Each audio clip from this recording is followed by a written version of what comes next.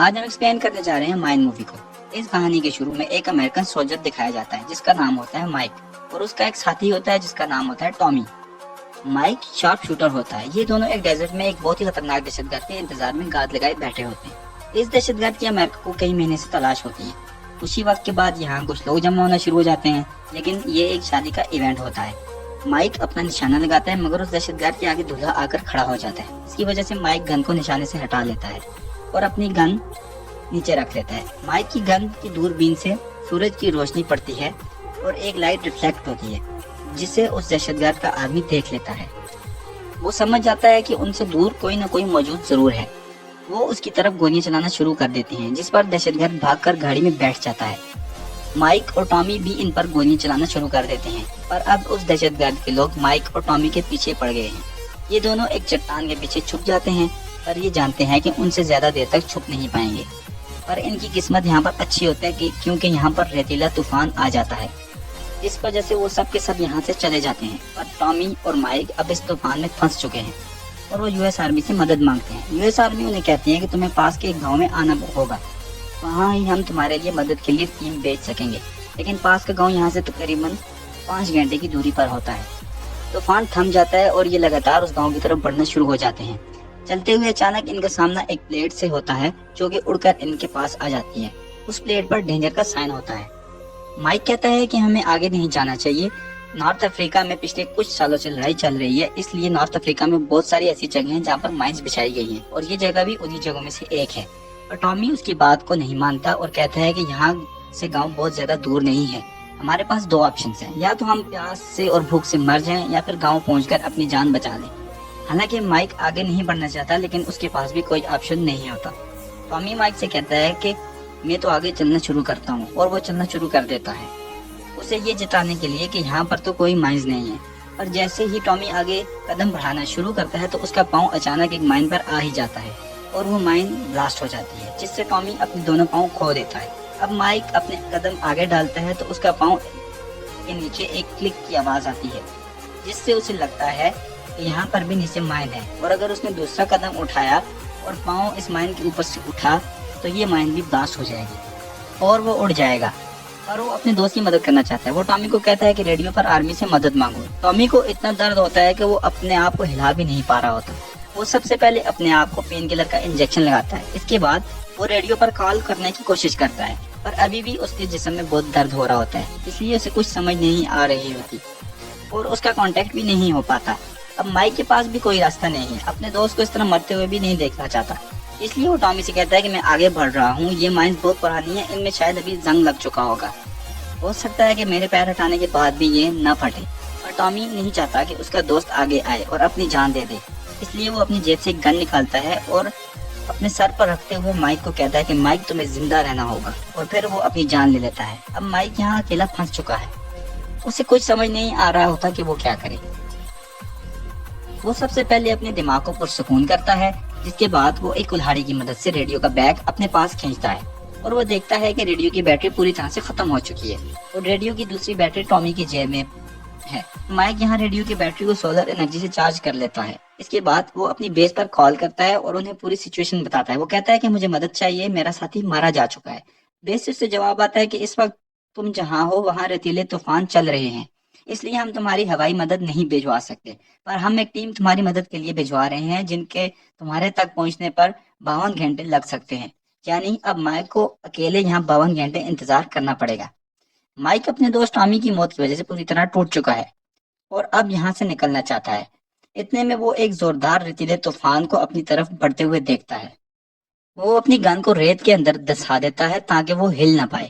اتنے میں طوفان اس تک پہنچ جاتا ہے۔ مائک نے منہ پر کپڑا لپیٹا ہوتا ہے اور آنکھیں بھی بند کر رکھی ہوتی ہیں، اس لیے اسے زیادہ نقصان نہیں ہوتا، اور جب طوفان اس سے گزر جاتا ہے تو وہ آنکھیں کھول لیتا ہے اور دیکھتا ہے کہ اس کے دوست ٹامی کی باڈی اس تک پہنچ چکی ہے۔ وہ اس کی جیب سے ریڈیو کی بیٹری نکال لیتا ہے، مگر دیکھتا ہے کہ اس کا ریڈیو بیگ طوفان کی وجہ سے بہت دور جا چکا ہوتا ہے۔ مائک جب پانی پینا چاہے تو اس کی بوتل بھی خالی ہوتی ہے۔ وہ اب بھی بھوکا اور پیاسا ہے اور 52 گھنٹے تک انتظار کرنا ہے، پر جیسے جیسے وقت گزرتا ہے اس کا صبر کا بھاپ ٹوٹ رہا ہوتا ہے۔ وہ آسمان میں کئی فائر کرتا ہے اور چلاتا ہے کہ میری مدد کی جائے، مگر صحرا میں دور دور تک کوئی بھی نہیں ہوتا۔ اب وہ اپنی جان لینے کا فیصلہ کرتا ہے، لیکن جیسے ہی گن اپنے سر پر رکھتا ہے تو اچانک اس کے سامنے سے ایک ولیجر گزر رہا ہوتا ہے، جو کہ پاس ہی کے گاؤں کا رہنے والا ہوتا ہے۔ وہ اس آدمی سے مدد طلب کرتا ہے۔ وہ آدمی سے کہتا ہے کہ تمہیں اپنا قدم آگے بڑھانا چاہیے، لیکن مائک اسے ساری سچویشن بتاتا ہے کہ اگر اس نے قدم اٹھایا تو مائن بلاسٹ ہو جائے گی۔ اب وہ آدمی مائک کی طرف آنے لگتا ہے، لیکن وہ سیدھا آنے کے بجائے زگ زیگ پوزیشن میں مائک کی طرف آتا ہے۔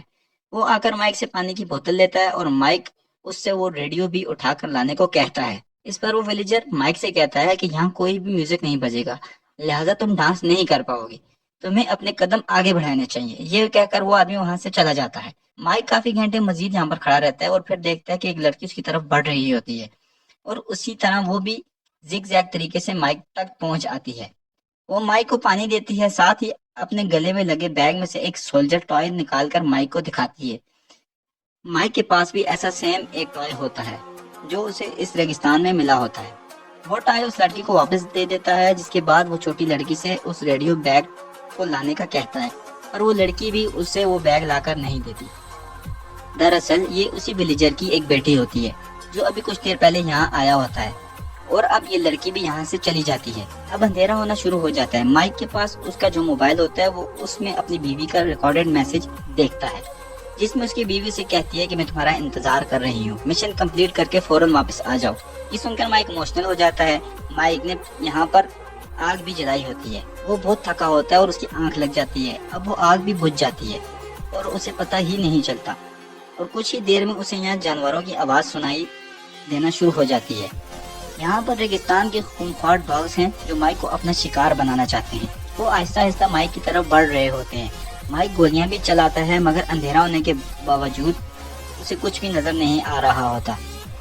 مائک اب اپنی ایک ٹارچ سے ایک ڈاگ کو نشانہ بناتا ہے، اور وہ ڈاگ کو گولی لگتی ہے اور وہ اچھل کر ایک مائن پر گرتا ہے، جس سے وہ مائن بلاسٹ ہو جاتی ہے اور ایک دھماکہ ہوتا ہے جس سے باقی سارے ڈاگز بھاگ جاتے ہیں۔ اب صبح ہو جاتی ہے اور وہ ولیجر پھر مائک کے پاس آتا ہے۔ وہ مائک کو زندہ دیکھ کر حیران ہوتا ہے۔ وہ مائک سے کہتا ہے تم اس سیران میں پوری رات بنا ہلے جانوروں سے بچے رہے، یہ کسی کرشمے سے کم نہیں۔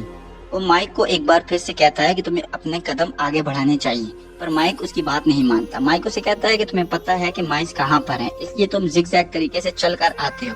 ولیجر جواب دیتا ہے کہ مجھے نہیں پتا کہ مائنز کہاں ہیں، مگر اگر میں سیدھا چلتا ہوں تو کبھی نہ کبھی میرا پاؤں مائن پر آ سکتا ہے، اس وجہ سے میں زگ زیگ میں یہاں آتا ہوں۔ مائک اسے اپنا ریڈیو مانگتا ہے۔ وہ ولیجر اس دفعہ مائک کو اس کا ریڈیو دے دیتا ہے۔ مائک کو اب اپنا دوست ٹامی دیکھنے لگتا ہے جو کہ مرا ہوا ہوتا ہے۔ ٹامی اسے کہتا ہے کہ تم ابھی تک وہیں کھڑے ہو، تمہیں اپنے گھر واپس جانا چاہیے، تمہاری بیوی تمہارا انتظار کر رہی ہے۔ اس طرح مائک کو اپنی بیوی کے خیال آنے لگتے ہیں۔ یوں کرتے کرتے ایک بار پھر بس رات ہو جاتی ہے، اور چاروں طرف وہی خونخوار ڈاگ جو ایک رات پہلے مائک کو مارنا چاہتے تھے وہ مائک کے اوپر حملہ کر دیتے ہیں۔ مائک پوری رات ان ڈاگ سے لڑتا رہتا ہے، وہ کئی ڈاگز کو مار بھی دیتا ہے۔ یوں صبح ہو جاتی ہے۔ مائک اپنی گھڑی دیکھتا ہے کہ ابھی بھی مدد پہنچنے میں 7 گھنٹے باقی ہوتے ہیں۔ وہ 45 گھنٹوں سے ایک ہی جگہ پر ہے اور ایک بھی قدم ادھر ادھر نہیں ہوا۔ اب مائک کو ریڈیو پر اس کے سینئر کی کال آتی ہے۔ اسے بتایا جاتا ہے کہ جو ٹیم اس کی مدد کو آ رہی تھی وہ اب مزید لیٹ ہو جائے گی، مزید 10 گھنٹے کے بعد وہ پہنچ سکیں گے، مطلب اسے اب 17 گھنٹے مزید انتظار کرنا ہوگا۔ سینئر اسے پوچھتا ہے کہ کیا تم یہ کر پاؤ گے، تو مائک جواب دیتا ہے کہ نہیں۔ تو سینئر اسے کہتا ہے کہ کوئی تم سے بات کرنا چاہتا ہے۔ دوسری طرف مائک کی بیوی کی آواز آتی ہے۔ مائک اس سے معافی مانگتا ہے اور کہتا ہے کہ مجھے تمہارے ساتھ رہنا چاہیے تھا اور یہاں پر نہیں آنا چاہیے تھا۔ میں نے اپنے ہر وعدے کو توڑا، جو چیز میں خوبصورت تھی میں نے انہیں بگاڑ دیا۔ یہاں پر مائک کو اپنی بیوی اپنے سامنے دکھائی دینے لگ جاتی ہے، جو کہ اس کا صرف خیال ہوتا ہے۔ اب مائک اتنا تھکا ہوتا ہے کہ آگے کی طرف گرنے لگتا ہے، لیکن اس سے پہلے کہ اس کا پاؤں مائن سے ہٹے وہ ولیجر آ کر اسے پکڑ لیتا ہے اور اسے بتاتا ہے کہ ایک دفعہ میرا پاؤں بھی ایک مائن پر آ گیا تھا، جس کی وجہ سے میرا پاؤں میرے جسم سے الگ ہو گیا تھا۔ مجھے اسپتال لے جایا گیا جہاں پر ایک گانا چل رہا تھا you got to keep moving on, پر میں اس گانے کو نہیں دھیان سے سن رہا تھا اور صرف اپنے پاؤں کو لے کر اور اس کے درد کو لے کر بیٹھا ہوا تھا۔ میں سوچ رہا تھا کہ میری زندگی پوری طرح سے ختم ہو چکی ہے، لیکن اس کے بعد ایک نرس آئی، اس نے میری طرف اسمائل کی، پھر میں نے وہ گانا سنا اور مجھے کچھ حوصلہ ہو گیا، پھر میری بیوی نے میری دیکھ بھال کی اور پھر ہمارے بچے بھی ہو گئے۔ کبھی کبھی بری چیزیں بھی ہمارے لیے زندگی میں اچھی چیزیں لے آتی ہیں۔ میں یہاں سے مائنز نکالتا ہوں اور بیچتا ہوں اور پھر وہاں ایک ٹن کا ڈبہ رکھ دیتا ہوں تاکہ آرمی کو پتہ نہ لگ سکے کہ مائن نکال لی گئی ہے۔ माइक उसे बताता है कि वो उसकी बेटी से मिला है, वो बहुत खूबसूरत है। इस पर वो विलेजर उसे बताता है कि ये बेटी कुछ सालों पहले मर चुकी थी, उसने बहुत दुख देखे हैं जिंदगी में, मगर आगे बढ़ता रहा। ये बताते ही विलेजर वहां से चला जाता है। अब माइक को अपने बचपन के ख्याल आने लगते हैं, जब उसका बाप उसकी माँ को और उसको मारा करता था, और वो वक्त भी सोचता है जब उसकी माँ अस्पताल में आखिरी सांसें ले रही थी। उसकी मॉम ने भी उसे कहा था कि जिंदगी में हमेशा आगे बढ़ते रहना। अब माइक को एक गोली आकर लगती है। माइक जिन दुश्मनों के पीछे आया था वही उसे ढूंढ निकालते हैं और फायर करने लगते हैं। माइक बहुत ही समझदारी से उनका सामना करता है और एक एक करके वो सबको मार देता है। लेकिन जब उसका आखिरी शिकार रह जाता है जिस पर वो गोली चलाने लगता है, तो देखता है कि उसकी गोलियां खत्म हो चुकी हैं। ये दरअसल माइक का एक ख्याल होता है।